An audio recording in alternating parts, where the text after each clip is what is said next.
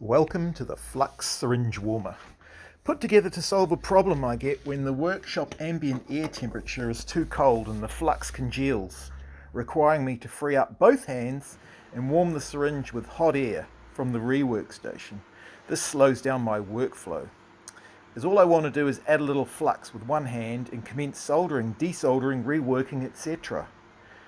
The basic idea popped into my head while browsing AliExpress. Other shops are available, and seeing a 12 volt low voltage silicon insulated heating element, which was about, I don't know, $3 to $4, something like that, is half meter long.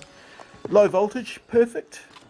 I've searched for syringe warmers before, and they're mainly available for dental and medical use to warm up various syringes containing glues and whatnot, drugs that have to be warmed before administering, etc.